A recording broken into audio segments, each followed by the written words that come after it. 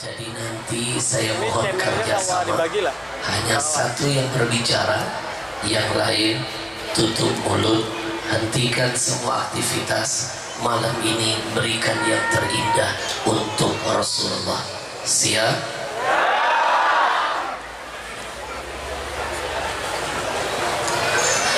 Bismillahirrahmanirrahim. Assalamualaikum warahmatullahi wabarakatuh.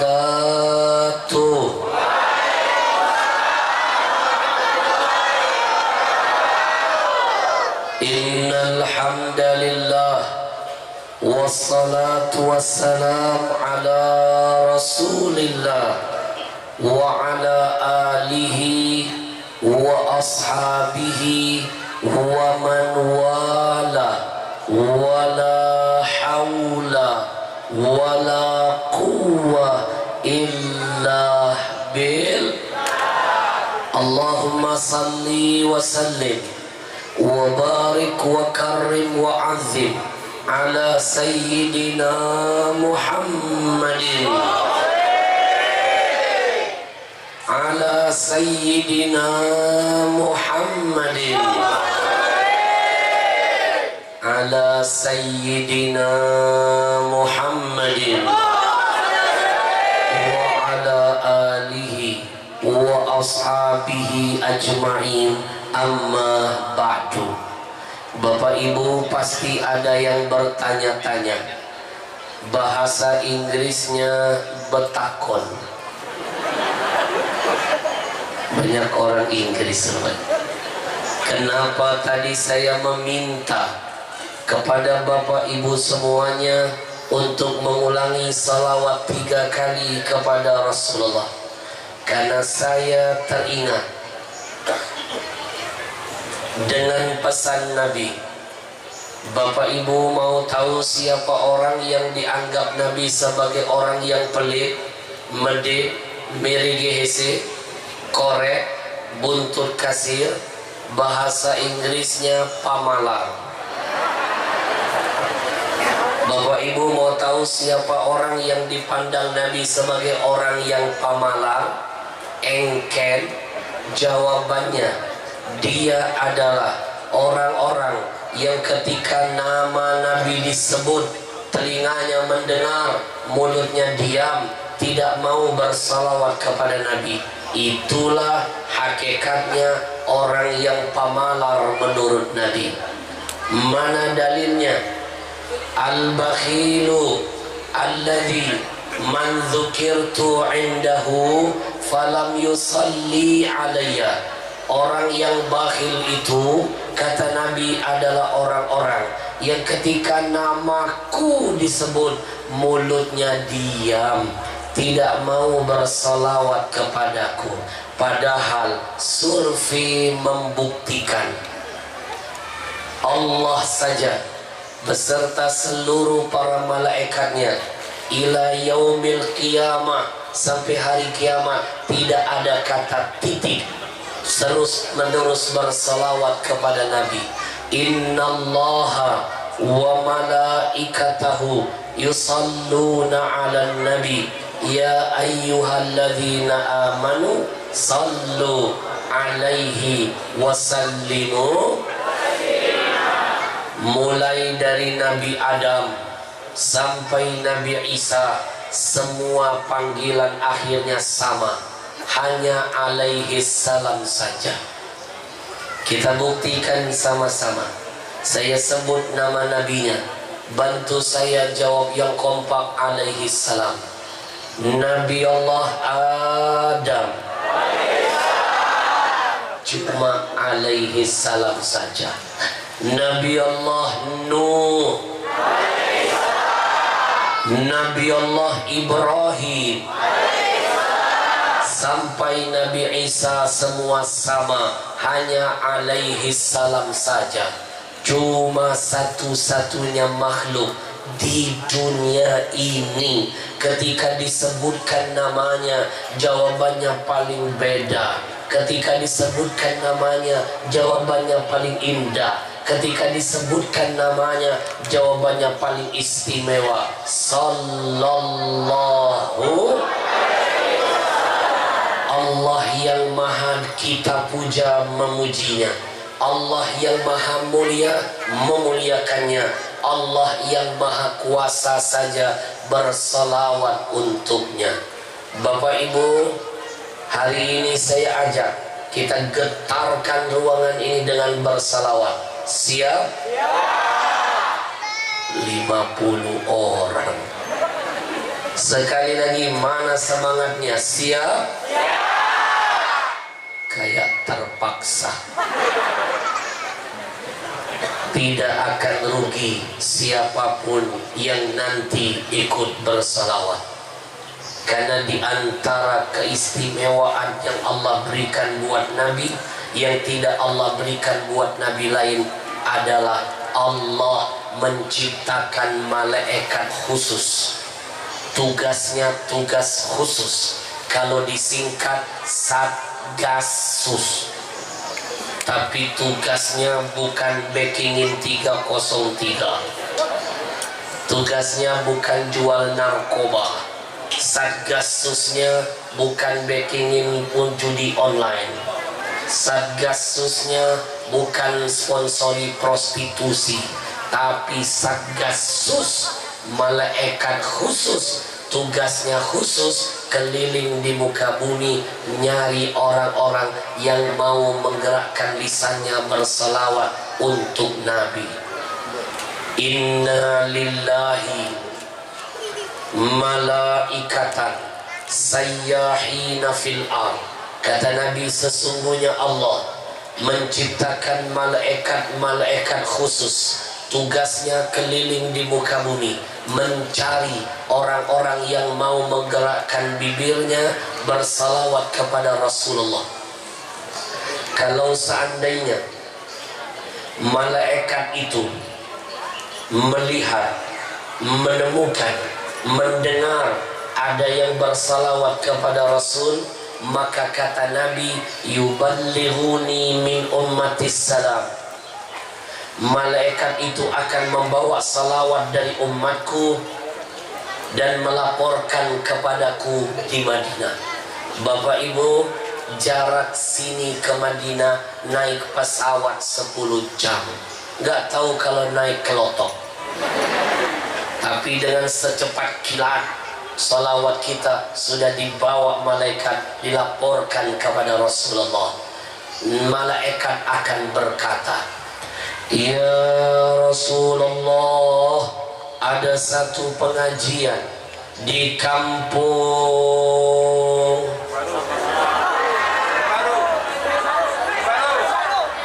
Ya itu maksudnya, nggak usah melotot-melotot.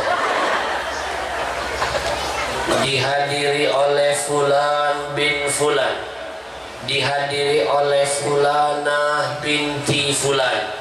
Coba dengarkan, bukan hanya namamu yang dapat berkah karena disebut malaikat, makhluk yang gak pernah maksiat, tapi nama ayah ibumu ketiban berkah. Bukan namamu yang akan didengar oleh nabimu, tapi nama ayah ibumu pun ikut dikenal, didengar oleh orang yang akan menjamin syafaat untukmu. Maka guru saya berpesan, semakin banyak bersalawat, semakin sudah berbakti dengan orang tuanya. Mungkin malam ini ayah ibu kita sedang menangis di dalam kuburnya, tapi berkat salawat yang dikumandangkan anak cucunya, mereka dapat rahmat, mereka dapat syafaat, mereka dapat ampunan dari Allah. Alhamdulillah. Semuanya kita getarkan majlis ini dengan bersalawat. Biarkan orang bilang kita gila, asalkan gilanya karena ingat Rasulullah, daripada gila ingat urusan yang tidak ada manfaatnya. Sallallahu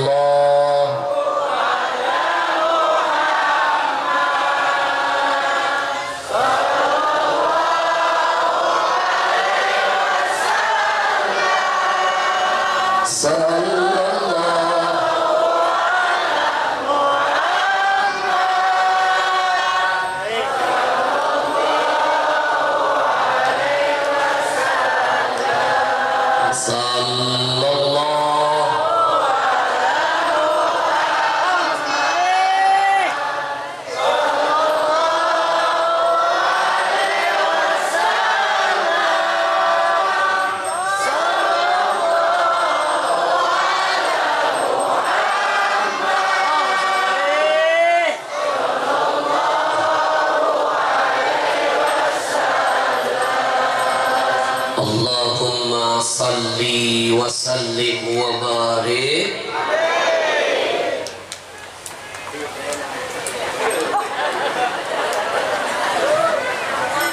Tenang, ini cuma teknik saja. Sebenarnya dia lagi mikir abis ini mau ngomong apa. Saya sedikit-sedikit harus doping, minum air hangat-hangat plus jeruk paling tidak bisa menyambung suara. Alhamdulillah, satu cangkir habis, suara mulai membaik, perut mulai kembung.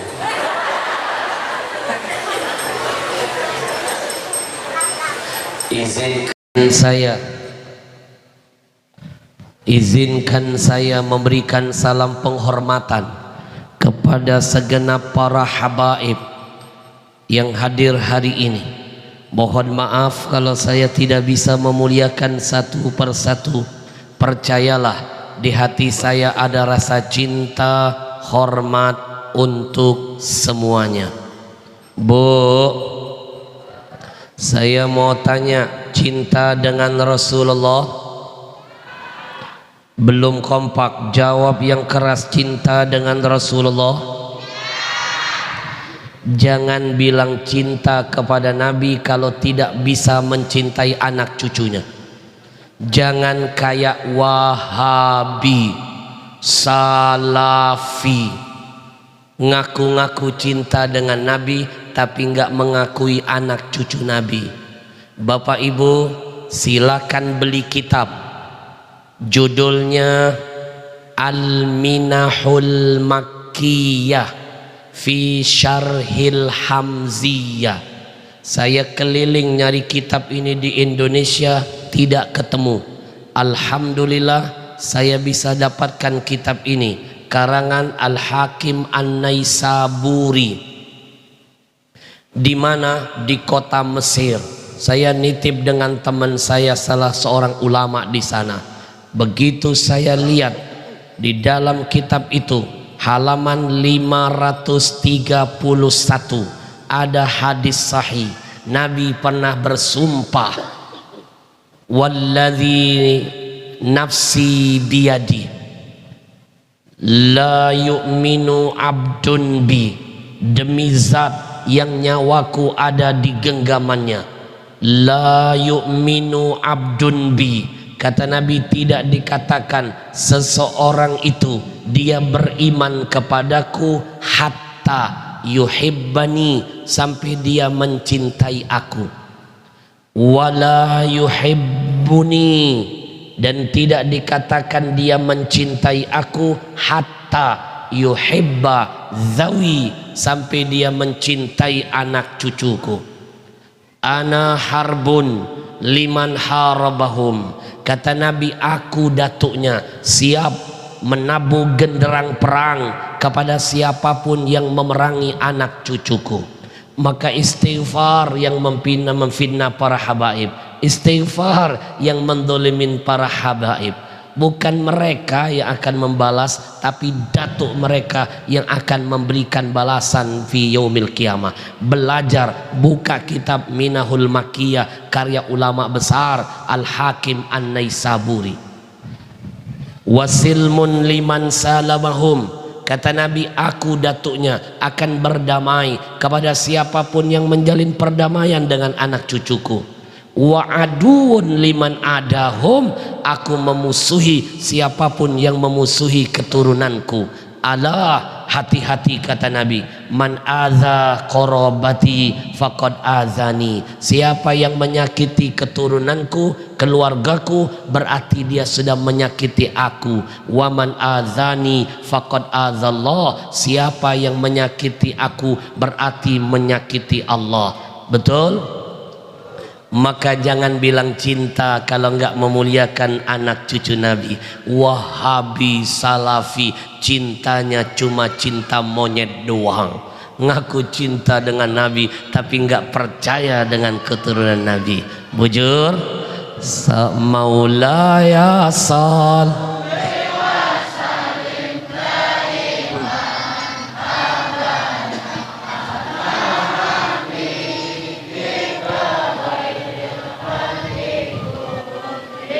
Maulaya sal.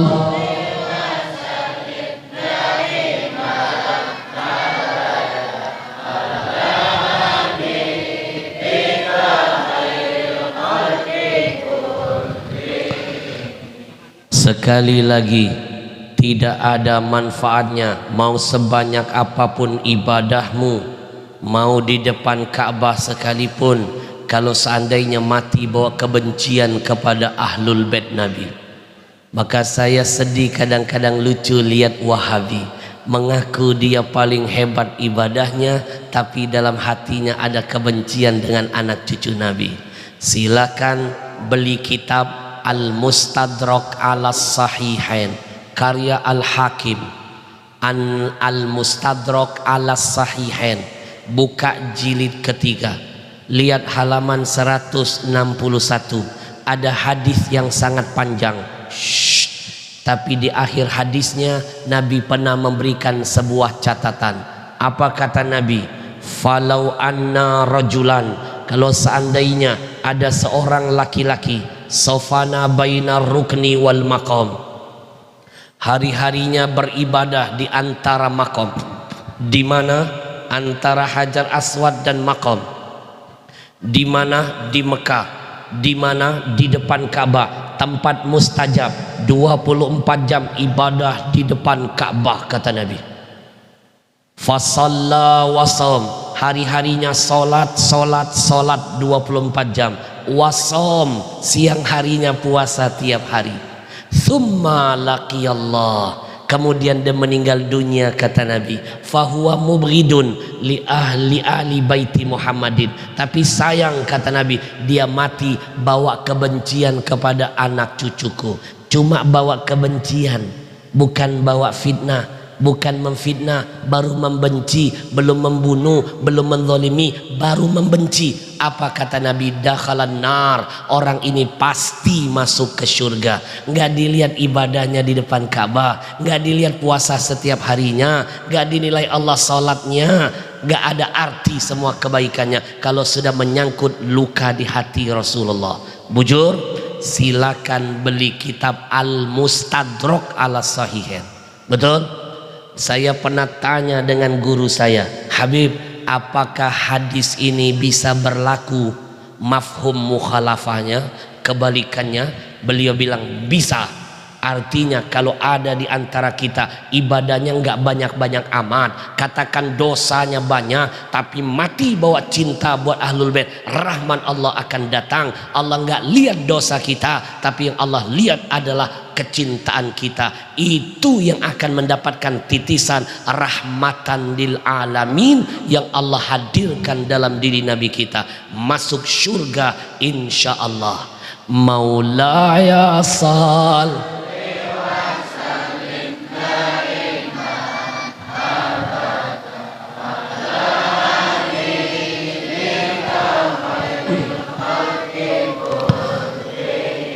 Kita doakan para habaib, para tuan-tuan guru yang hadir malam ini.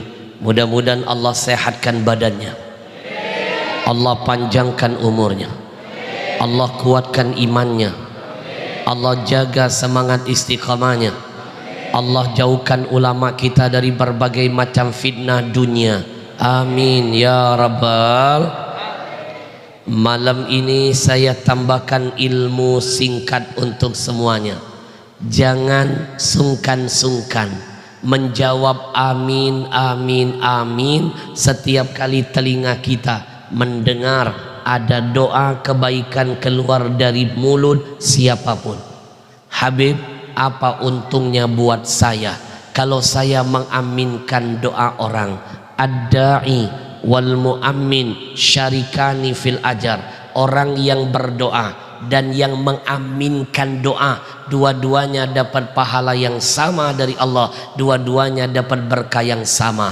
Ketika yang berdoa doanya diijabah Allah, maka yang mengaminkan dapat jatah yang sama.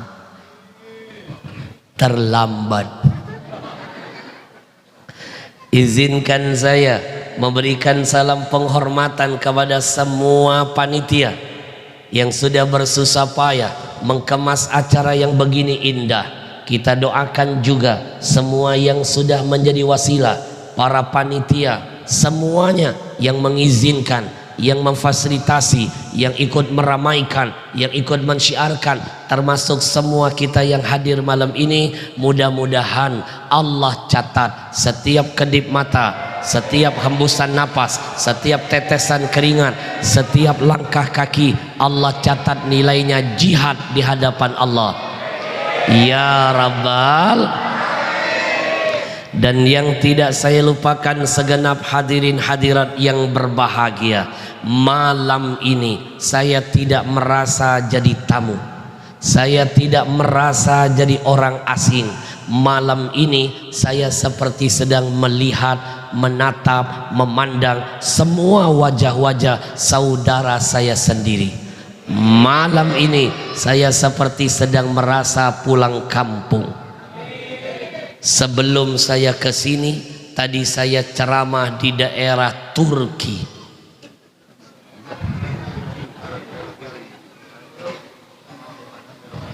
Tungkaran belok kiri.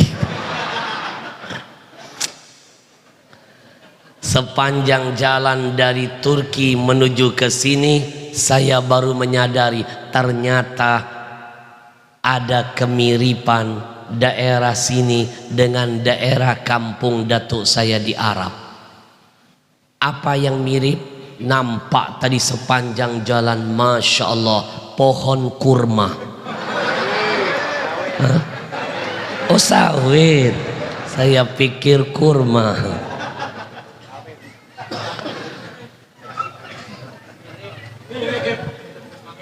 Ada cerita yang indah ketika pertama saya masuk ke Kalsel. Sampai sekarang tidak bisa melupakan kenangan itu.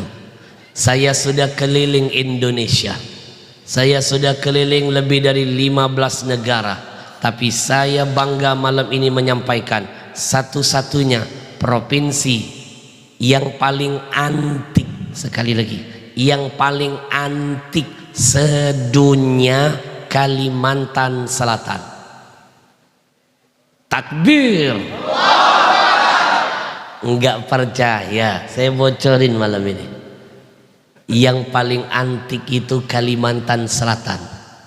Di mana-mana di dalam negara baru ada provinsinya, tapi hanya di Kalsel di dalam provinsi ada negaranya. Bujur benar. Di mana-mana di dalam negara baru ada provinsi-provinsinya, tapi cuma satu-satunya di dunia di dalam provinsinya ada negaranya. Bujur, bukan cuma satu negara, ternyata banyak negara-negara lain di dalam provinsi ini. Saya pernah diprank oleh panitia di I love you ya Habib.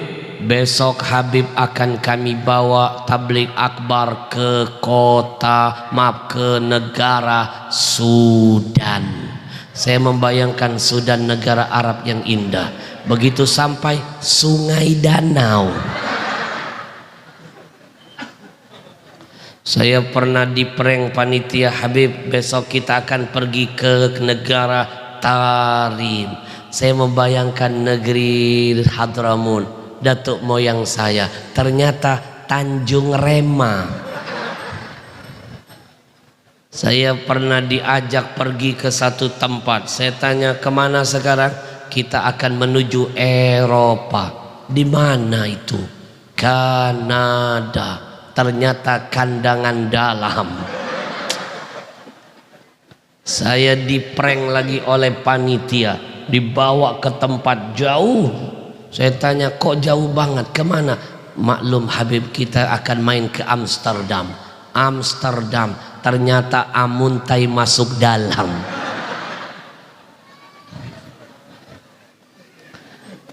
Saya yakin, seyakin-yakinnya, yang ada di depan saya ini adalah wajah-wajah orang yang pernah dipuji Nabi. Sekali lagi, Nabi pernah memuji semua bapak ibu yang ada di depan saya. Di mana Nabi memuji kita? Di depan para sahabatnya. Seperti apa pujian Nabi buat bapak ibu?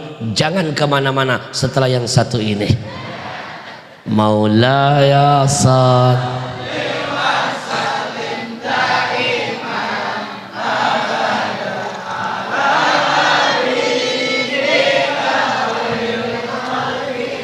lebih keras semuanya.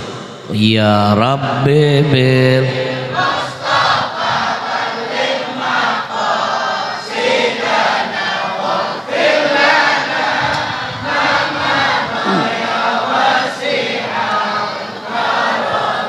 Satu hari Nabi pernah duduk dengan para sahabatnya.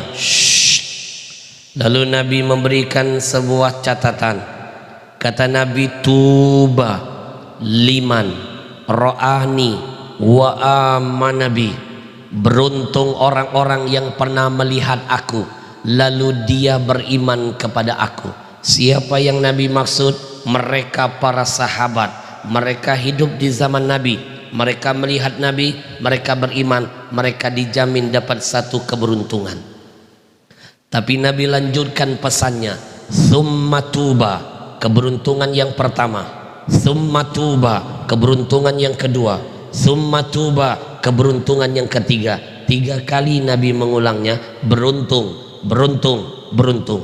Untuk siapa? Liman lam yarani wa amanabi. Kata Nabi, buat mereka yang tidak pernah melihat aku tapi mereka beriman dan cinta kepada aku.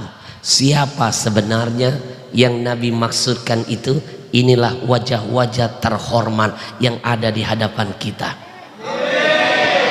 Kita nggak pernah hidup di zaman Nabi. Kita tidak pernah menatap wajah Nabi yang sangat indah.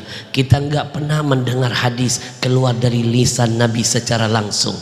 Kita nggak pernah jihad bareng Nabi. Malam ini saya ingin menyampaikan kepada semuanya, bersyukurlah Allah pilih kita menjadi para pecinta Nabi, menjadi orang-orang yang beriman dengan Nabi. Meskipun jarak kita jauh dengan Nabi, Nabi di Madinah, kita di Kalsel, tapi demi Allah jarak jauh hati kita sangat dekat dengan Nabi. Takbir.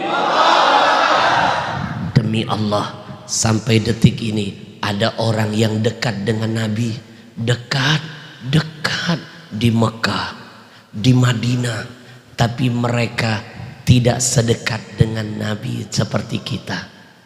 Kita jarak jauh, hati dekat. Setiap maulid Nabi gak pernah absen menyambut, memeriahkan lahirnya Nabi. Di Mekah, Madinah ada yang dekat dengan Nabi, boro-boro mau merayakan maulid Nabi. Yang ada paling demen membid'ah-bid'ahkan maulid Nabi. Siapa? Wahabi, Salafi, salah pikir. Betul? Ngaku-ngaku dia Salafi, padahal eyangnya Wahabi. Ibn Taimiyah nggak hidup di zaman Salafi, hidupnya di zaman setelah Salaf. Kok bisa ya ngaku-ngaku Salafi? Itu namanya bungul-bungul pintar. Bujur. Orang seluruh dunia ketika bulan Maulid merayakan Maulid Nabi. Seluruh dunia. Orang setiap maulid Nabi menyebar berita undangan hadiri maulid Nabi. Dia malah kepanasan, dia malah teriak-teriak. Bapak Ibu mau tahu nggak siapa yang pertama kali teriak ketika maulid Nabi? Demi Allah, ketahuilah iblis laknatullah. Silakan beli kitab Hilyatul Aulia, silakan beli kitab Bidayatun Nihaya, silakan cek tafsir Ibn Katsir. Di sana ada sebuah hadis, Nabi memberikan bocoran ada 4 tempat iblis itu pernah teriak. Satu, dalam hadis disebutkan inna iblis ronna arba'u ronnan, 4 tempat iblis teriak. Satu, kapan? Warannatan hina lu'ina, ketika dia terlaknat, dia teriak, dia marah, dia murka. Yang kedua, ketika dia terlengser dari surga, tereliminasi, terpental, dikeluarkan dari surga, dia teriak. Yang ketiga kapan? Ketika mendengar maulid Nabi Muhammad sallallahu. Jadi yang gak senang dengan maulid berarti keturunan siapa? Karena eyangnya si iblis itu yang pertama merasa risih, merasa marah, murka, teriak-teriak ketika mendengar maulid Nabi Muhammad.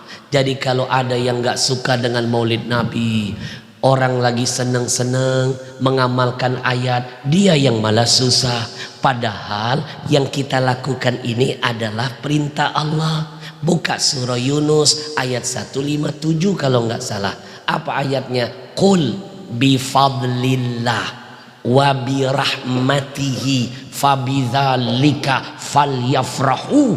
Kata Allah, katakan ketika engkau merasa karuniaku menghampirimu, rahmatku mendatangimu, maka sambutlah datang karuniaku, sambutlah datang rahmatku dengan bergembira. Demi Allah saya sampaikan, tidak ada karunia yang paling besar yang Allah berikan buat kita kecuali hadirnya Habibuna Muhammad sallallahu.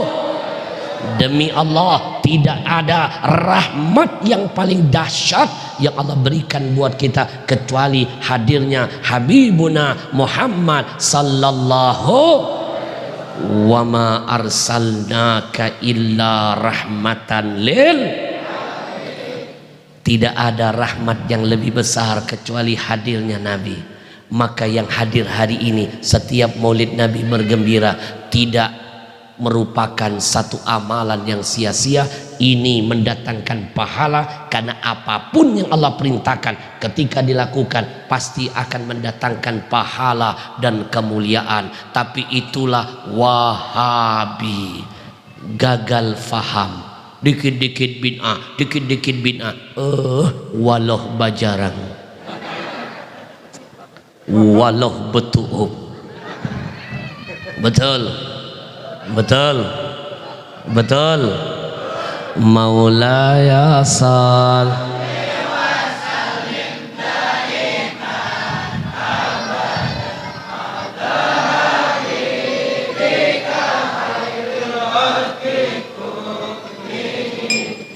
Izinkan saya mengucapkan ribuan terima kasih juga kepada yang jadi sponsor safari dakwah saya bulan ini di Kalimantan Selatan.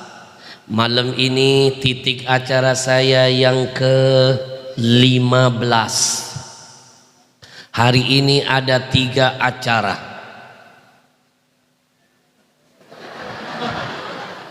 Ini kayaknya marah nih. Kalau secangkir 2 cangkir masuk akal. Kalau sudah 1 drigen emosi nih kayaknya. Bu, Ibu, kita doakan yang ngasih minum insya Allah masuk surga. Diampuni dosanya. Pernah dengar riwayat seorang pelacur wanita yang banyak dosa, tiap malam khotam maksiat, tiap malam khotam maksiatnya, banyak betul dosanya. Wanita malam masuk surga, diampuni dosanya yang banyak. Tahu nggak gara-gara apa? gara-gara cuma ngasih seteguk air kepada anjing. Seteguk air, gimana ngasih sedrigen? Yang ngasih seteguk air kepada anjing diampuni dosanya meskipun dia pelacur. Ternyata apa? Di sini menjelaskan bahwa dalam beramal carilah, kejar untuk dapat rahmat Allah. Karena rahmat Allah lebih besar dari murkanya. Bujur? Kalau sudah rahmat menghampiri, mau sebanyak apapun dosa, Allah tidak akan lihat dosamu, tapi Allah hadirkan ampunan karena engkau sudah berhasil meraih rahmat Tuhan. Alhamdulillah. Itu baru ngasih air minum. Gimana kalau habis ini ngasih makan?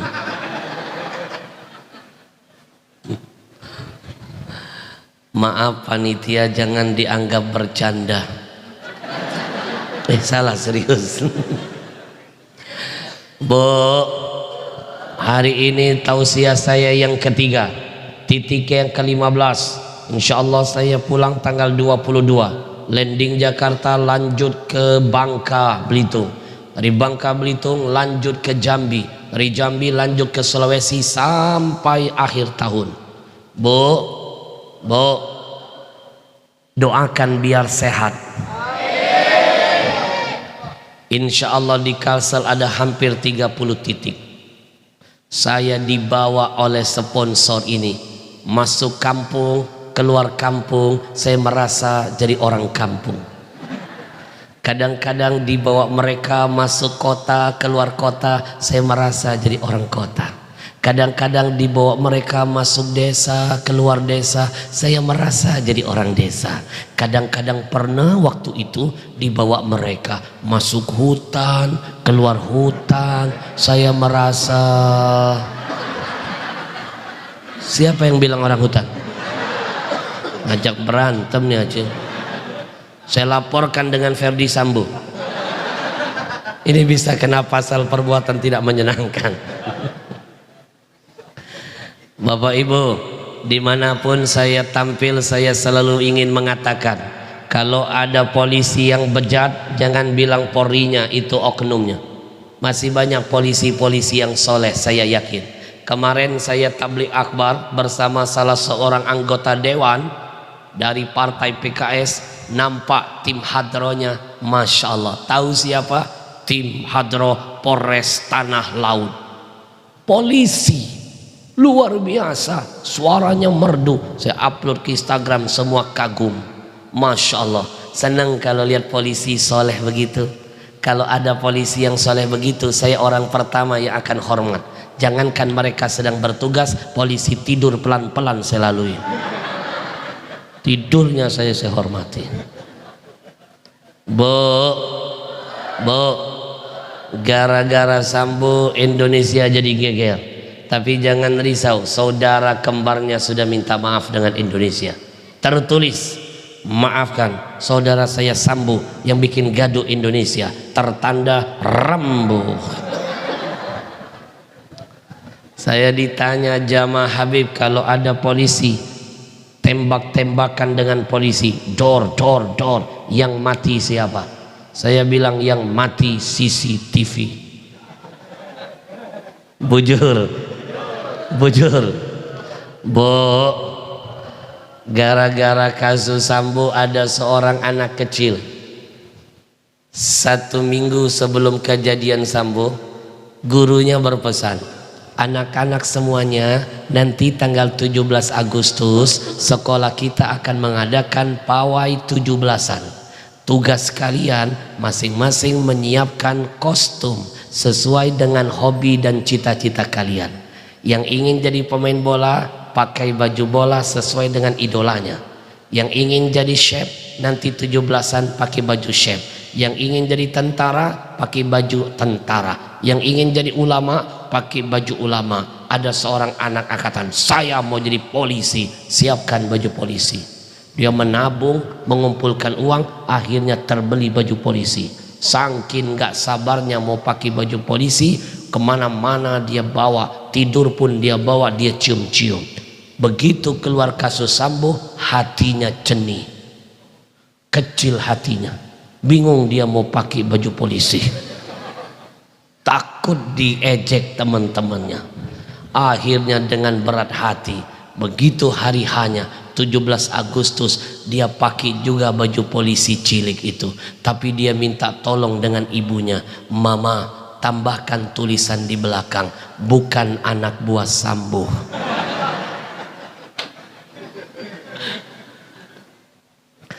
Kalau ada tentara yang bejat itu bukan TNI-nya, oknumnya. Betul, masih banyak tentara yang soleh. Begitu juga kalau ada ulama yang bejat, bukan ulamanya, oknumnya. Maka saya ingin titipkan pesan juga kepada mereka, tolong dengar baik-baik. Kalau ada yang jadi teroris, jangan kalian katakan Islamnya, itu hanya oknumnya. Setuju?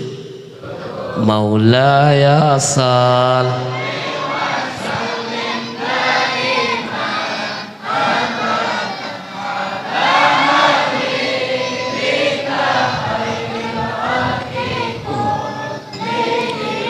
Siapa yang jadi sponsor safari saya tahun ini?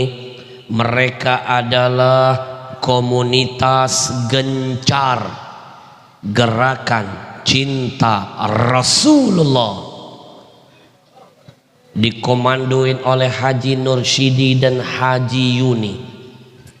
Mereka inilah yang mendatangkan saya membantu majelis-majelis, termasuk majelis malam ini. Silakan tanya majelis malam ini, tidak ada persyaratan apapun yang memberatkan panitianya. Bujur, dimudahkan.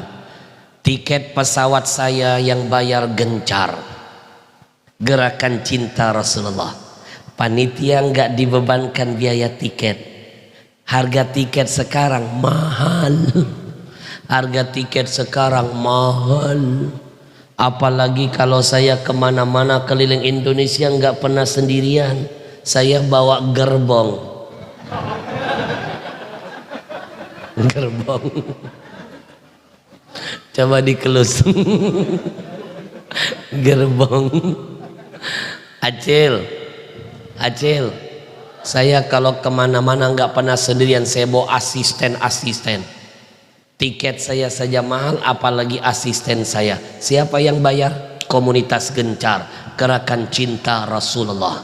Acil, saya kemana-mana bawa asisten. Salah satunya asisten saya yang langsing ini. Jangan main-main makhluk model begini. Ini kalau naik pesawat dihitung 2 kursi tahu. Kadang-kadang saya suka kesian Pak, kalau naik pesawat kecil, pesawatnya kan transit, pasti kecil, kursinya pasti sempit.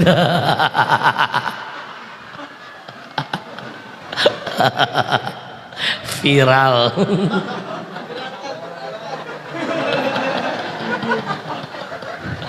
Bu, langsing apa langsung?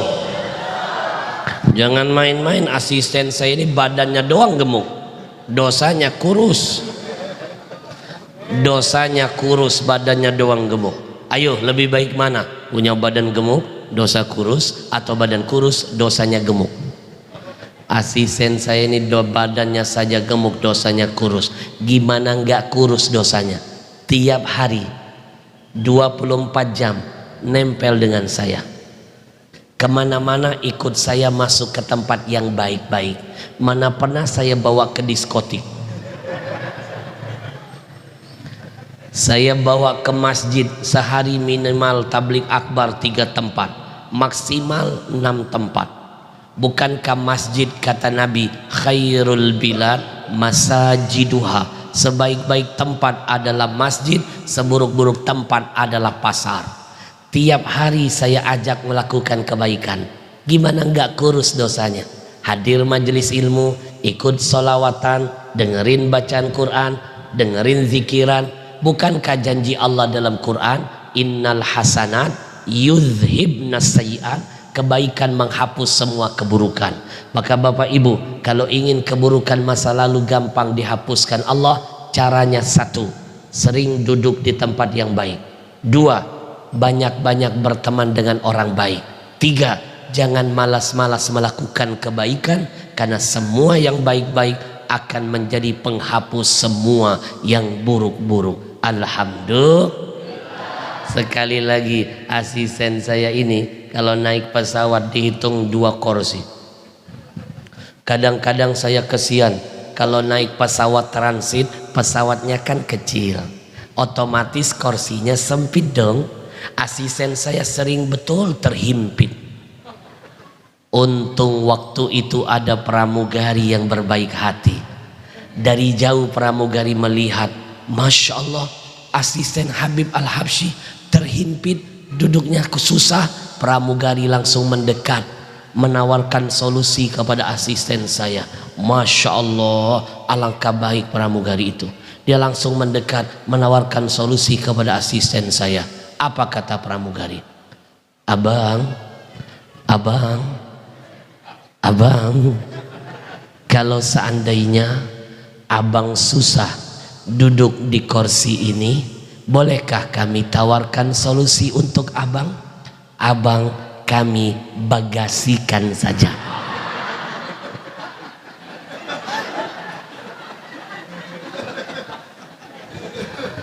Untung asisten saya cerdas, lebih cerdas dari pramugari.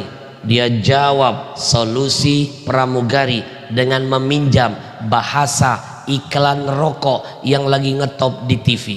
Apa kata asisten saya? Solusi buat lo, masalah buat gue. Ayo, tiket pesawat saya dan rombongan yang bayar komunitas Gencar. Panitia nggak usah repot-repot. Nikmat apa lagi yang kau dustakan? Fabi ayyi ala. Mobil yang nyiapin Gencar, Haji Nursyidi nyiapin mobil. Panitia nggak usah repot-repot antar jemput saya, nggak usah. Biarkan saya datang tidak dijemput, pulang tidak diantar. Siapa yang bilang jelangkung? Saya laporkan lagi dengan Ferdi Sambo. Ini kena pasal berlapis ini. Makan minum yang nanggung mereka. Sebenarnya panitia nggak usah repot-repot, nggak usah. Tapi hari ini alhamdulillah saya dibantu, hotelnya diberikan kamar terbaik, hotel paling bagus. Baru sebentar saya tidur, mimpinya sudah indah. Ternyata saya dapat bocoran di hotel itu sering ditiduri oleh para habaib. Pantas jadi berkah. Al-makan bil makin. Ingetin, al-makan bil makin. Suatu tempat bisa jadi mulia tergantung siapa yang pernah masuk ke dalamnya.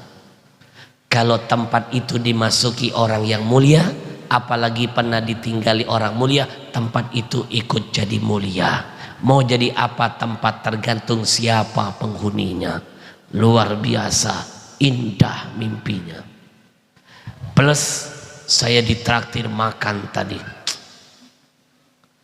Ada ikan kakap, ada cumi-cumi, semua lengkap. Saya sambil makan sambil menghitung berapa banyak pahalanya. Kalau air saja ngasih anjing bisa dapat pahala, apalagi yang tadi. Saya langsung teringat pesan guru saya, ada 4. Catat, ini viral. Siapa yang meniru berarti copy paste saya. Ini baru saya karang. Ada 4 yang membuat makanan itu terasa nikmat disantap. Saya pastikan kalau 4 perkara ini ada, makanan terasa nikmat disantap. Nikmat ada 4. 1, makan ketika sehat. Mau seenak apapun makanan, ketika sedang sakit seluruh badan, jangankan makan, minum, tidur tidak akan enak. Bujur. Begitu juga hatimu. ketika hatimu tidak sehat, hatimu sakit, maka kata ulama tidak ada manfaat nasihat untuk engkau dengar, tidak akan bisa dinasehati. Makanya introspeksi, kalau kita panas dinasehati berarti jangan-jangan hati sedang sakit. Yang kedua, makanan terasa enak disantap kapan? Ketika sedang lapar. Betul? Mau seenak apapun makanan, kalau kondisi perut kenyang, jangankan dimakan, disentuh saja tidak. Saya pernah membuktikan itu. Saya 2 bulan yang lalu diundang ke Bali. Di Bali saya dipaksa diajak makan di restoran yang mahal, namanya Boy & Co. Boy & Co. Saya mau karena ada boynya. Boy berarti laki-laki. Ternyata masuk banyak perempuan. Masuklah saya ke sana. Saya bilang sudah kenyang, tapi dipaksa juga. Pergilah saya ke sana. Lalu disodorkan daging. Shh, tidak gede, hanya segini. Shh. Habib, silakan disantap. Ini daging paling enak. Dalam hati saya, kalau sudah kenyang, nggak akan ditoleh. Dia lihat saya tidak sentuh daging itu, dia mendekat. Habib, kenapa nggak dimakan? Habib tahu nggak ini? Ini daging dari Australia. Sepotong begini, harganya 2.200.000. Hah? Segini, 2 juta. Dia lihat saya tidak sentuh itu, dia minta pelayannya, shh, ambilkan daging yang paling spesial. Dibawakan daging spesial. Saya lihat, apa yang spesial? Bentuknya sama. Saya tanya, apa yang spesial? Beda. Kalau ini Australia, harganya 2.200.000. Lah kalau ini USA, paling mahal. Segini harganya 3.300.000. Hah? Mendingan beli seekor kambing. Bisa makan satu kampung. Segini. 3.300.000. Main ke restoran Boy & Co di Bali. Tetap tidak saya sentuh. Mau enak, mau mahal, gak saya sentuh. Orang lagi kenyang, sampai pulang gak saya sentuh. Cuma dibungkus doang.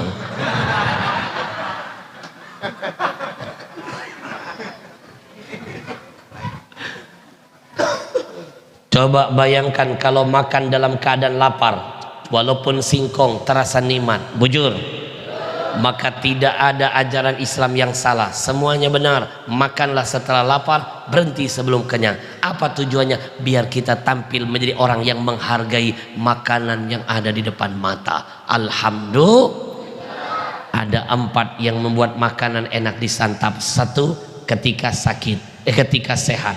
2, ketika lapar. 3, buktikan kalau nggak percaya, makan bersama orang yang kita cintai dan dia mencintai kita. Ibu masih ingat gak nostalgia zaman dulu? Baru jadi pengantin baru.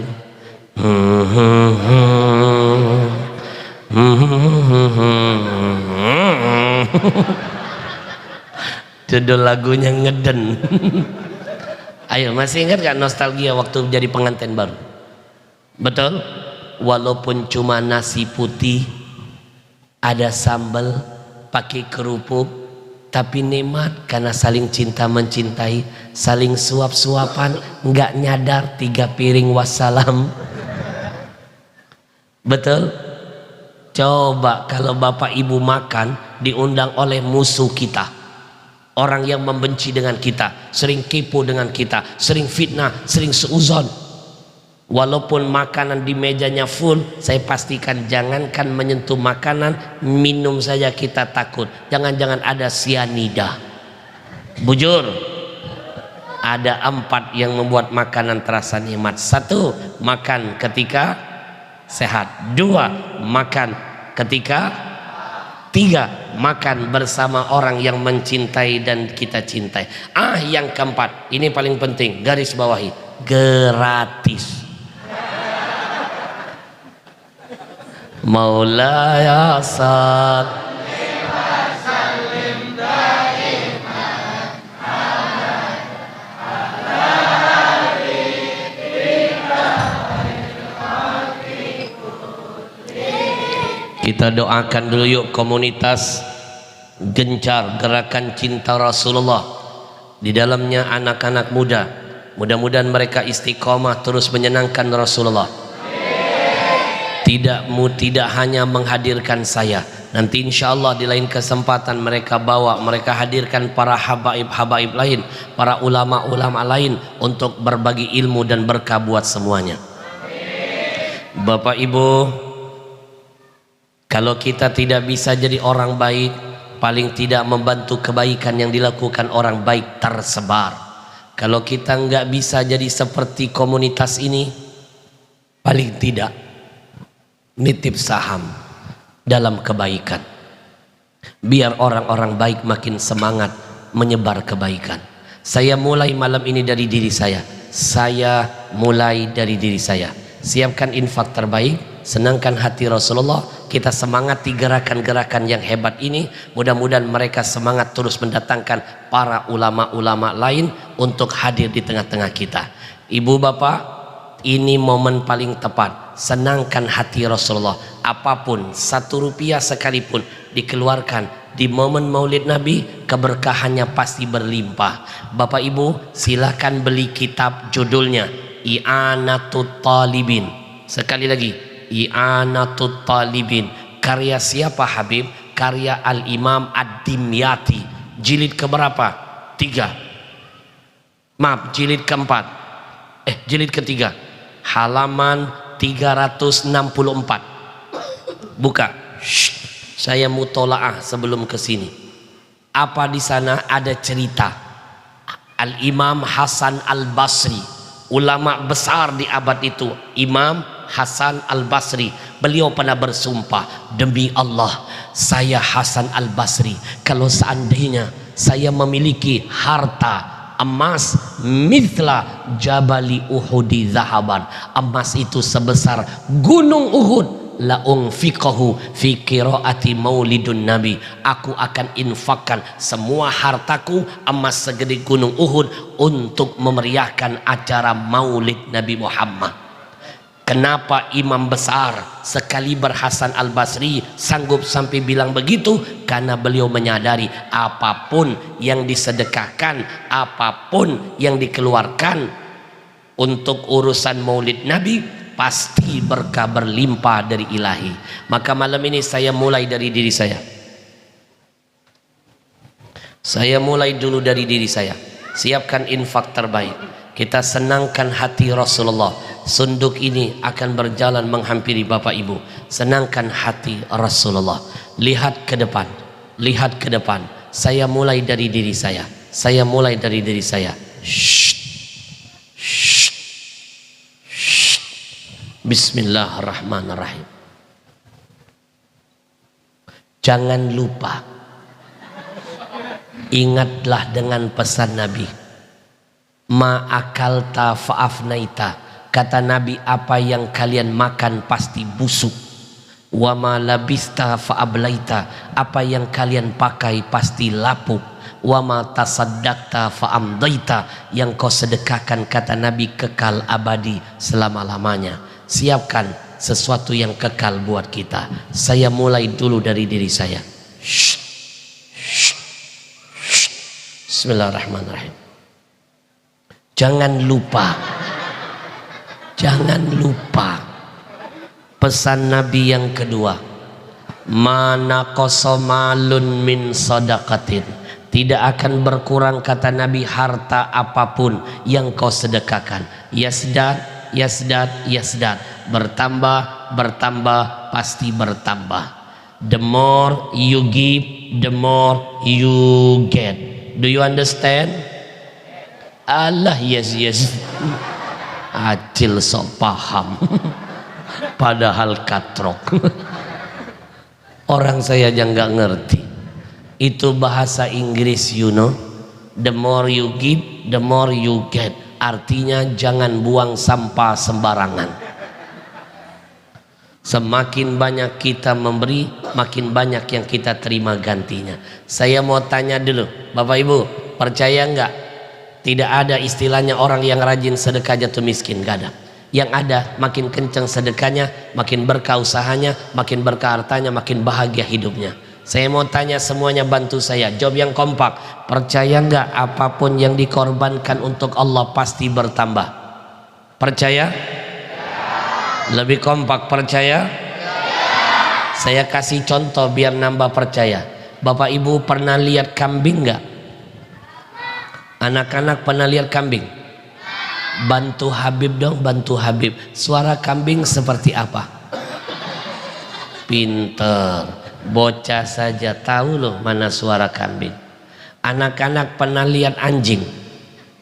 Pinter, bantu Habib lagi dong. Suara anjing seperti apa? Anak kecil tahu suara anjing. Saya doakan kamu jadi menteri agama, biar bisa bedain mana suara anjing, mana suara azan. Masuk Pak Eko. Betul. Siapapun orangnya, mau dia menteri, mau dia presiden, mau dia raja, mau dia siapapun, kalau menghina kalimat azan, demi Allah murtad iman. Jangan main-main. Betul? Mulai dari awal takbir sampai akhir azan itu kalimat thayyibah semuanya. Diawali takbir, diakhiri dengan kalimat tauhid. Siapa yang menyamakan suara azan dengan suara anjing, murtad. Mau dia menteri agama sekalipun, gugur imannya. Betul? Saya orang pertama yang tidak akan ridho. Jangan main-main. Betul? Mudah-mudahan kamu jadi menteri agama yang lebih baik. Bapak Ibu, ada anjing sama kambing. Saya tanya lagi, dari dua binatang ini, mana yang lebih banyak jumlahnya? Anjing atau kambing? Pasti kambing. Makanya seorang pengembala kambing punya 1000 kambing, cukup dijaga seekor anjing. Saya tanya lagi, jawab yang kompak. Dari dua binatang, anjing kambing, mana di antara dua ini setiap tahun seluruh dunia jumlahnya puluhan juta ekor, ketika hari raya Idul Adha dikorbankan? Anjing atau kambing? Meskipun kambing puluhan juta ekor tiap tahun seluruh dunia dikorbankan, kambing tidak berkurang, kambing tidak punah, kambing tidak habis jumlahnya. Meskipun anjing nggak pernah dikorbankan, nggak bisa jumlah anjing mengalahkan kambing. Ini pesan apa dari Allah? Percayalah, apapun yang dikorbankan selama untuk Allah, untuk nyenengin hati Rasulullah, gak akan berkurang, pasti bertambah. Yang berkurang dan yang gak nambah cuma satu, korban perasaan. Bujur, saya mulai dari diri saya.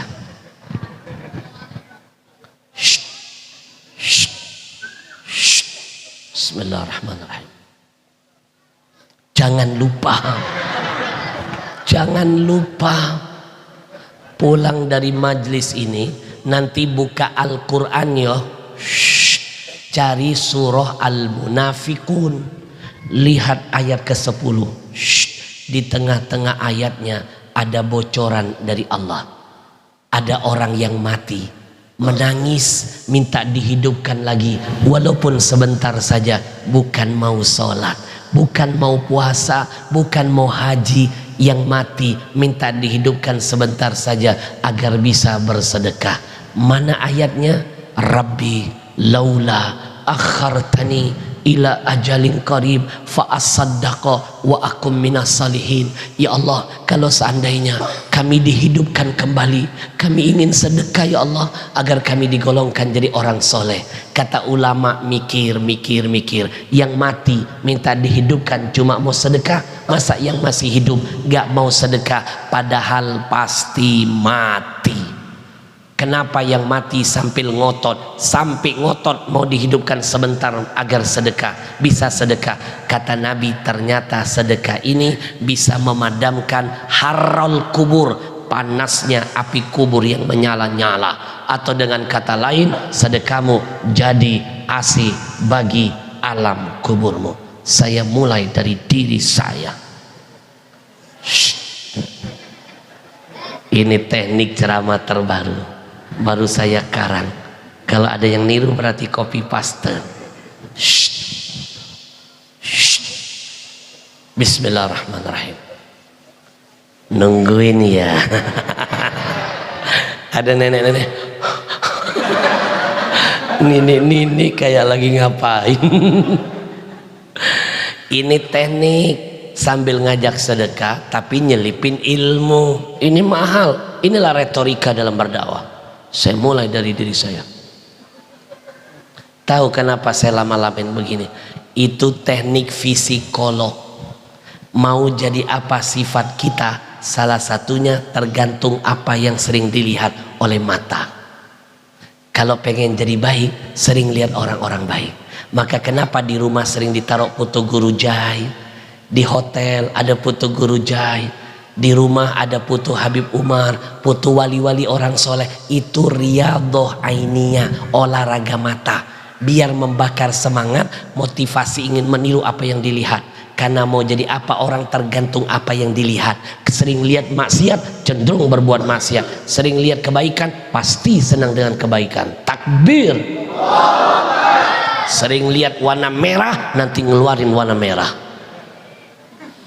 Mau jadi apa kita, sifatnya tergantung apa yang dilihat. Petugas kamar mayat rata-rata punya sifat jarang senyum. Tahu kenapa? Karena matanya sering lihat mayat. Adakah mayat cengar-cengir? Kalau ada, petugasnya jadi mayat berikutnya. Saya punya teman gak pernah senyum, 10 tahun berpisah, ketemu ada yang berubah dari sifatnya, murah senyumnya. Saya curiga, saya tanya, kenapa pian sekarang murah senyumnya? Dia bilang, alhamdulillah Habib, saya sudah dapat pekerjaan. Oh, kerja di mana? Rumah sakit jiwa. Pantas. Sering melihat orang gila ketawa, ketular jadi sifat. Saya mulai dulu dari diri saya. Bismillahirrahmanirrahim. Pasang niat. Pasang niat. Apa niatnya Habib? Ya Allah, kalau seandainya infakku malam ini Engkau ridhoi dan ada kebaikan dan keberkahannya, aku bertawassul dengan kebaikan itu. Jadikan ini jadi perangku membuat doaku cepat Engkau ijabah. Ya Allah, jadikan anak cucuku ada yang jadi penghafal Quran. Aku dulu pernah cita-cita ingin jadi penghafal Quran, tapi aku gagal ya Allah. Sekarang usiaku sudah tua, jangankan menghafal surah, nama cucu saja lupa. Jadikan anak cucuku ada yang jadi penghafal Quran. Bolehkah bertawassul dengan amal kebaikan? Boleh, sunnah. Yang nggak bolehin cuma Wahabi doang, bungul-bungul pintar. Orang bertawassul bid'ah, orang berwasilah bid'ah. Padahal ada dalilnya. 3 orang pemuda terjebak dalam gua, kenapa doanya cepat diijabah? Kenapa selamat dari kematian terkubur dalam gua? Karena 3-tiganya menyebut-nyebut kebaikan sebelumnya. Bukankah itu tawassul? Maka kalau antum berbuat kebaikan, sayang kalau nggak disebut-sebut. Sebut di hadapan Allah, ya Allah, kalau seandainya sedekahku ini ada pahala dan kebaikannya, aku bertawassul, jadikan ini perangku, kabulkan doaku, hajatku. Sebutkan satu persatu, tutup dengan Al-Fatihah, buktikan doanya cepat diijabah. Saya mulai dari diri saya. Bismillahirrahmanirrahim. Niatkan anak kita ada yang jadi ulama besar nantinya. Siapkan infak terbaik, senangkan hati Rasulullah. Demi Allah, apapun malam ini yang diniatkan untuk menyenangkan Rasulullah, Allah gak diam, Allah senangkan kita nanti dunia sampai akhiratnya. Kita iringi dengan salawat.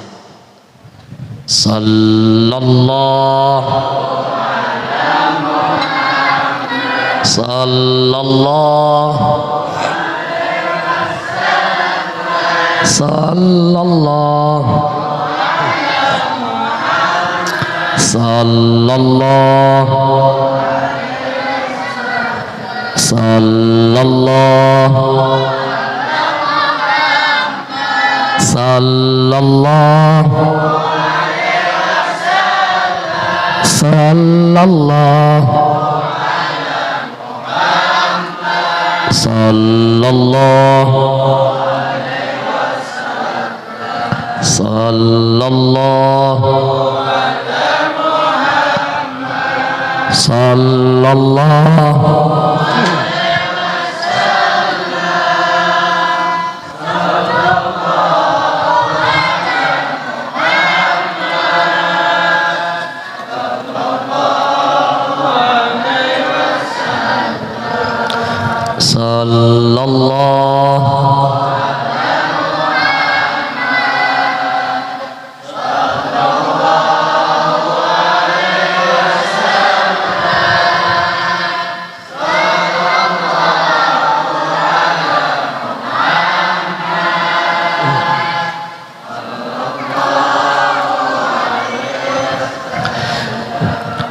kita doakan yang berinfak Allah berkahi hartanya, Allah berkahi usahanya, Allah berkahi hajat niatnya, Allah angkat penyakitnya, Allah jadikan anaknya saleh dan salehah. Amin ya rabbal. Bapak ibu yang saya muliakan, Bu, kita pasang niat yuk, mudah-mudahan dengan kemuliaan Nabi Muhammad, dengan kemuliaan acara hari ini, mudah-mudahan Allah hadirkan kesembuhan bagi semua penyakit yang ada pada diri kita dan keluarga kita. Ibu, nanti pulang dari sini Bapak Ibu coba beli kitab, judulnya Al-Mawahibul Ladunniyah, karya Al-Imam Al-Qastalani. Ketika saya baca kitab itu, saya terharu. Ada sebuah cerita, Al-Imam Al-Qastalani bertahun-tahun Pak diuji Allah kena penyakit, keliling cari obat dari tabib ke tabib, dari tabib ke tabib, tapi penyakitnya tidak kunjung sembuh. Dulu tidak ada rumah sakit, dulu belum ada dokter, yang ada tabib. Bapak Ibu mau tahu bagaimana Allah hadirkan obat paling dahsyat untuk menyembuhkan penyakit Al-Qastalani? Tidak lain karena kemuliaan Nabi Muhammad. Ketika satu malam Al-Qastalani mengangkat tangannya di keheningan malam, dia memuji Rasulullah, dia bersalawat kepada Rasulullah, dia bertawassul dengan Rasulullah dengan segala kemuliaannya. Tolong diingat, kalau sudah nyebut Nabi Allah sensitif. Satu kali nyebut nama Muhammad respon cepat. Masih ingat gak kasus Nabi Adam? Ratusan tahun Nabi Adam berdoa minta ampun, baca ayat Rabbana dhalamna anfusana wa illam taghfir lana wa tarhamna lanakunanna minal khasirin. Tidak pernah dijawab Allah, tidak pernah diperdulikan Allah. Tapi ketika Nabi Adam satu kali menyebut nama Muhammad dalam doanya, respon Allah begitu cepat, Allah langsung jawab Nabi Adam. Maka apapun yang disandarkan dengan kemuliaan Nabi Muhammad, responnya Allah begitu dahsyat. Al-Imam Al-Qastalani berharap kesembuhan. Ya Allah, dengan kemuliaan nama Muhammad, angkat penyakitku, sembuhkan ya Allah, sembuhkan ya Allah. Lalu malam itu dia tertidur. Idz jaa rajulun. Dalam tidurnya dia dimimpikan Allah, datang seorang laki-laki. Wa ma'ahu qirtasun. Lelaki itu membawa surat di tangannya. Wa yuktabu fihi. Di surat itu tertulis hadza minal hadratis syarifah. Surat ini dari Rasulullah. Dia buka surat dari Nabi. Apa yang tercatat di dalamnya? Ada kalimat langsung dari Nabi. Hadza dawaun lidai Al-Qastalani. Ini obat dari Rasulullah untuk penyakit Al-Qastalani. Ibarat bahasa keren, resep dokter dari Rasulullah. Maaf, kalau ditanya siapa ulama yang dapat resep dokter dari Rasul, Al-Qastolani. Tapi kalau siapa ulama yang dipakaikan selendang oleh Rasulullah, adalah Al-Busiri. Terbangun Al-Qastolani dari tidurnya, begitu terbangun dia kaget, penyakitnya sudah diangkat Allah, disembuhkan Allah berkat kemuliaan siapa? Habibuna Muhammad sallallahu Maulaya sal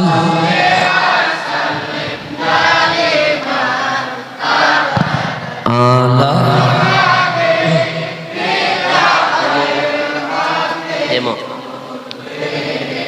singkat padat episode berikutnya.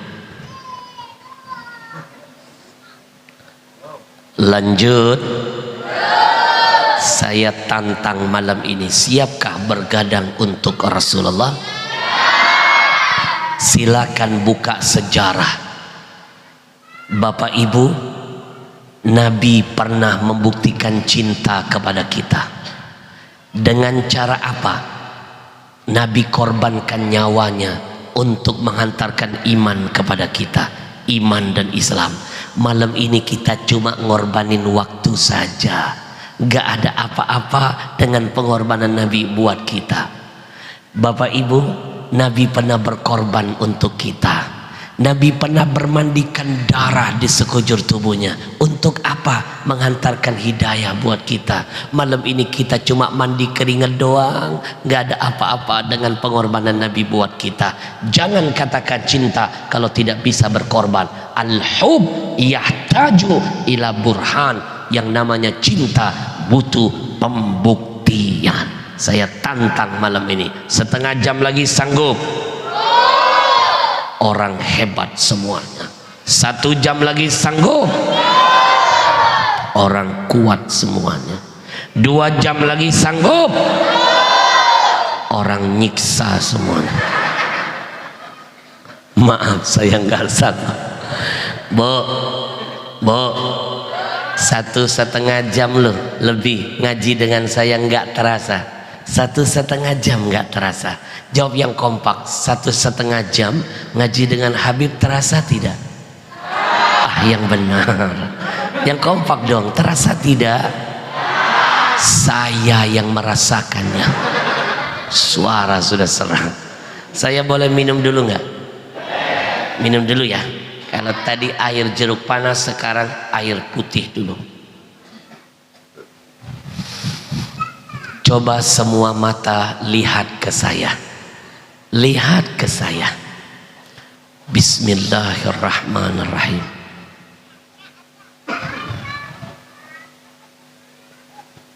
Alhamdulillah.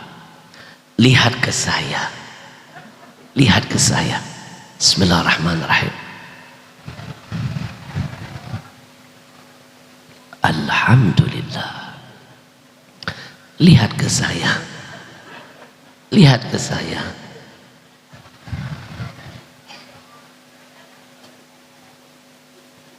Alhamdulillah. Pasti ada yang bertakon di hatinya.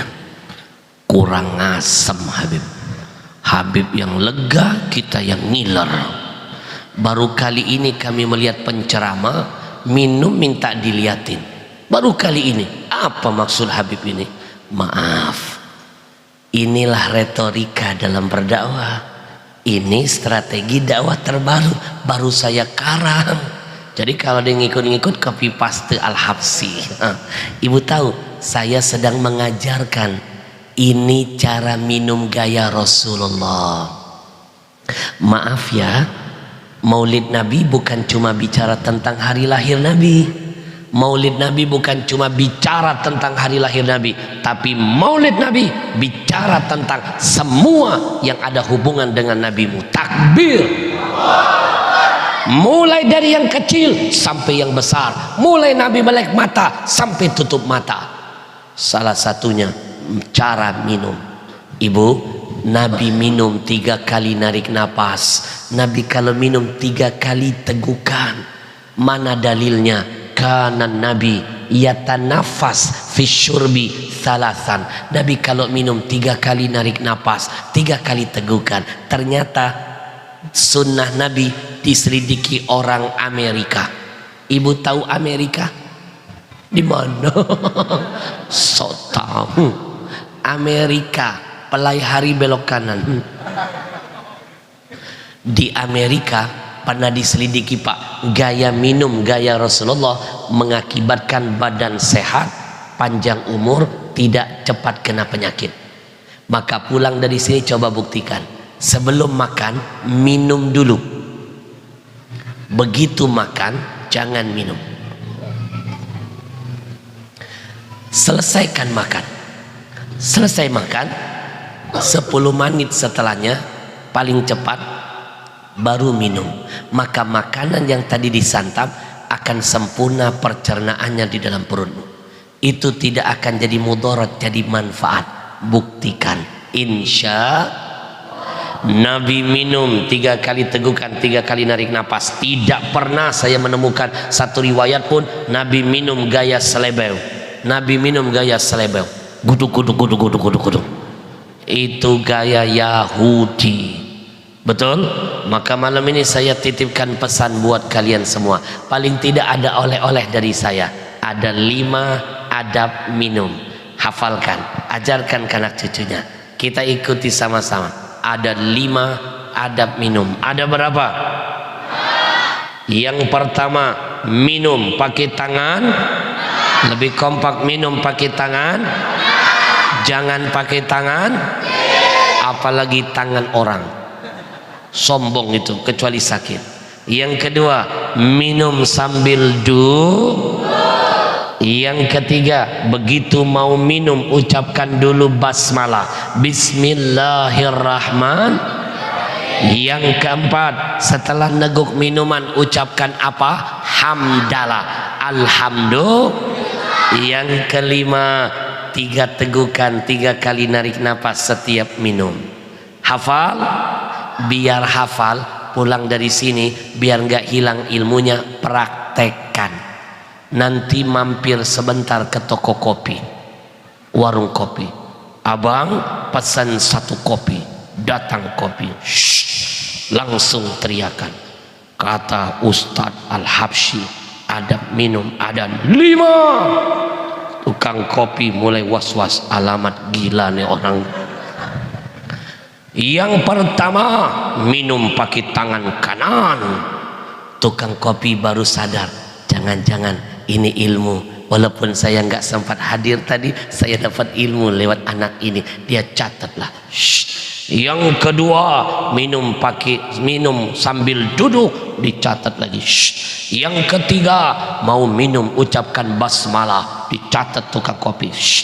Yang keempat, setelah minum ucapkan hamdalah, dicatat lagi. Shh. Yang kelima, kalau minum 3 kali tarik napas, 3 kali tegukan.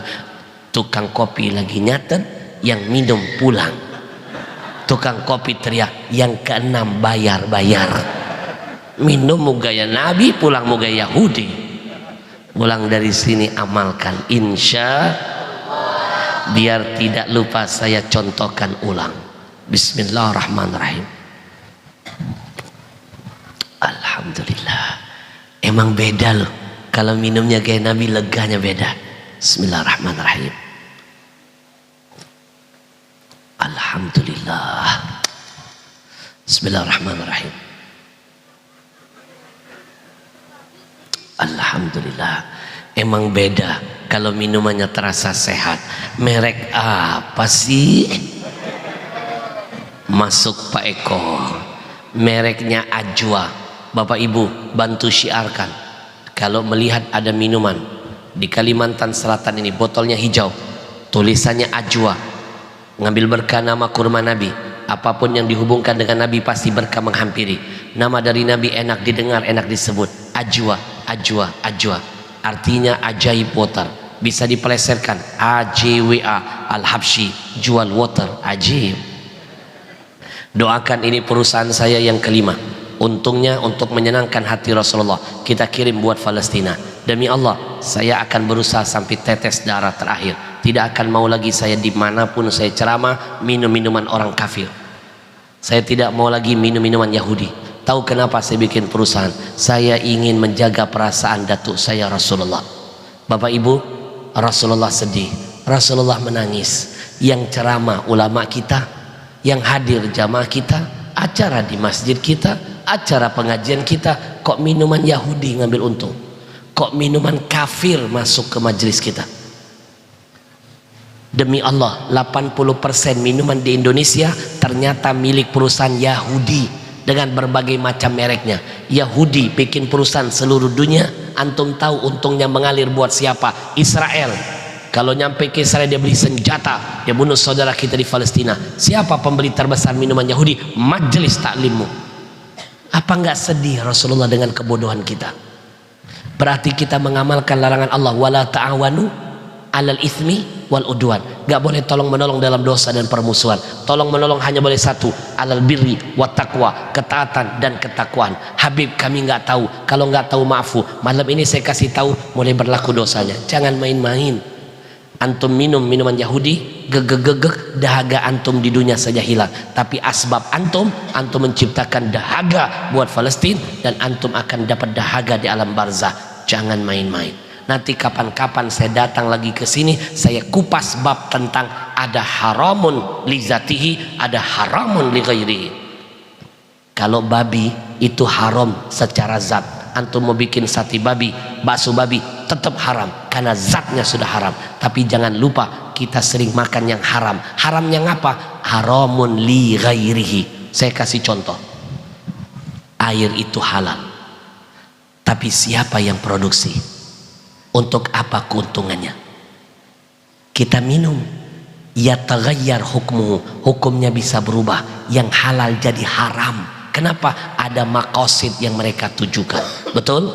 Beli minuman Yahudi, untungnya menghancurkan saudara kita. Yang halal bisa jadi haram demi Allah. Itulah yang membuat kadang-kadang di majlis kita banyak, yang pintar banyak, kok yang benar makin langka.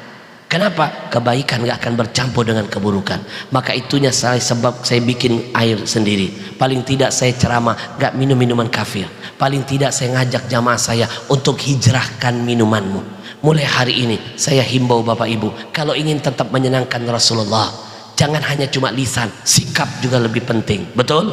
Buat apa sekedar lisan tapi sikap kita tidak mau berubah? Keluar dari majelis saya ajak Bapak Ibu, tolong bantu saya haramkan minuman Yahudi mengambil untung dari majelis kita lagi. Takbir.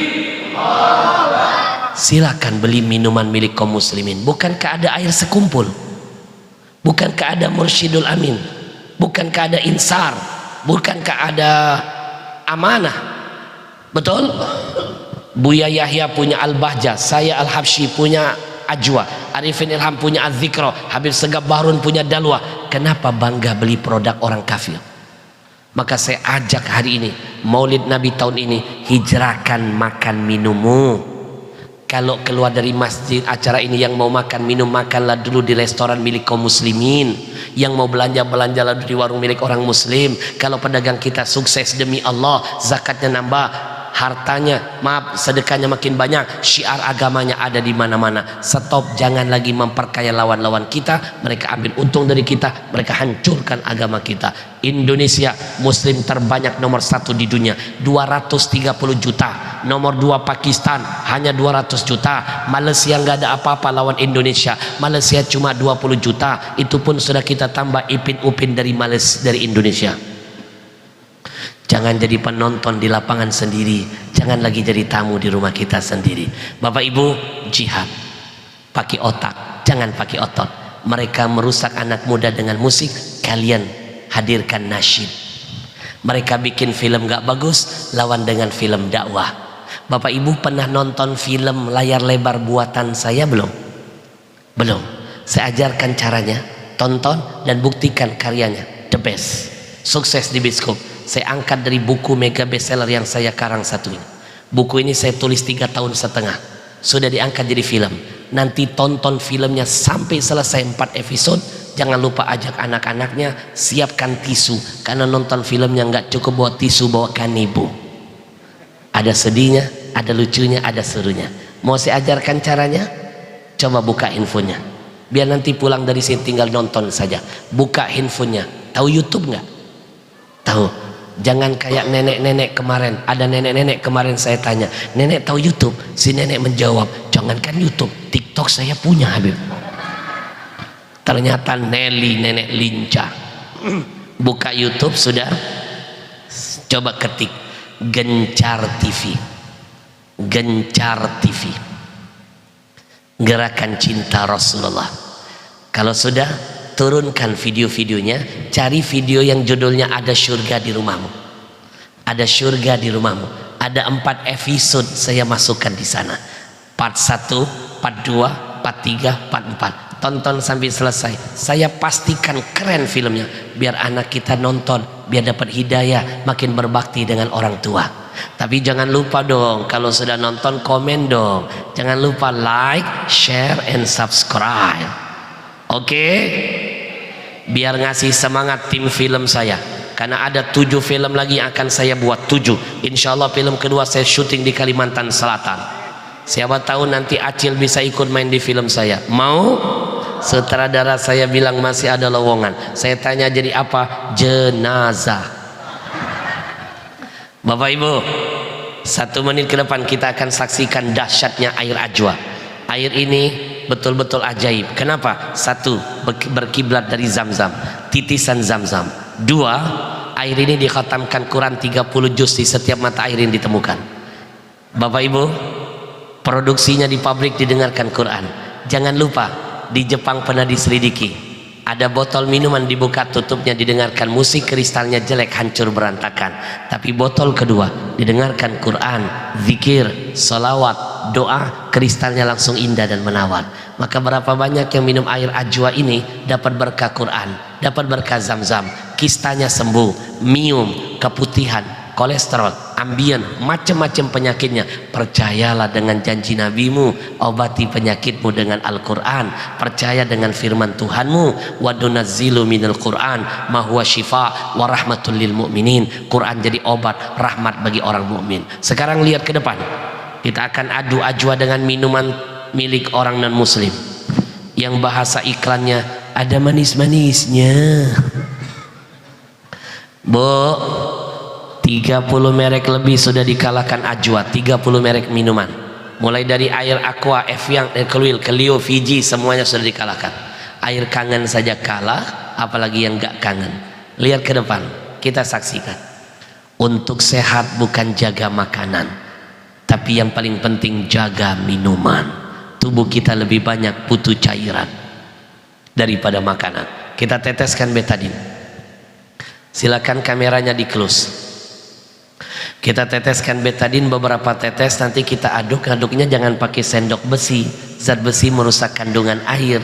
Pakai plastik atau sedotan. Lihat baik-baik ke depan.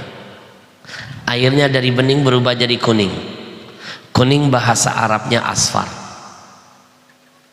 Sekarang kita adu dengan minuman milik kaum muslimin. Minuman Zam-Zam, minuman Al-Quran, minuman untuk Palestina. Untungnya kami kirim buat Palestina. Mereka bikin produk untuk Israel, lawan dengan produk untungnya kirim buat Palestina. Sekarang kita tuangkan, lihat ke depan. Kita teteskan betadin dengan jumlah yang sama, nanti kita aduk. Ngaduknya jangan pakai sendok besi, zat besi merusak kandungan air. Pakai plastik atau sedotan. Lihat ke depan. Bismillahirrahmanirrahim.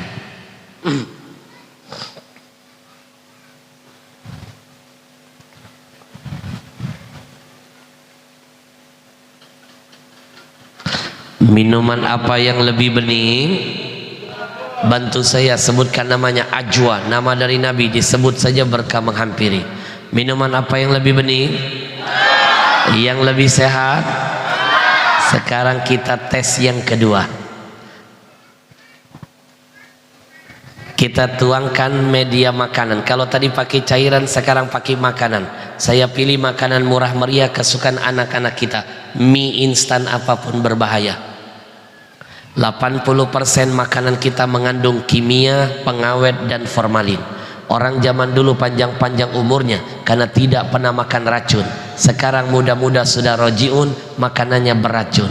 Adik saya masih muda, seorang perempuan, namanya Syarifah Mastura, meninggal dunia kena kanker payudara. Kenapa? Suka makan mie. Lihat ke depan, kasih tahu anak-anaknya.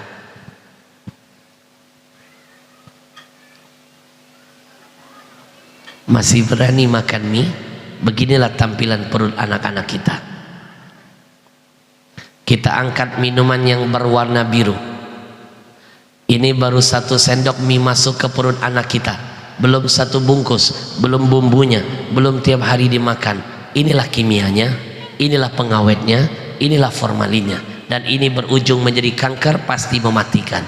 Tapi kalau minumannya zam-zam, ajwa, racun apapun dinetralkan. Jangankan racun, sihir, minum ajwa hilang karena Quran menyatu di dalamnya. Sekarang kita tempelkan, bantu saya syiarkan namanya. Minuman apa yang lebih berkah? Minuman apa yang lebih sehat? Takbir. Terima kasih buat tim.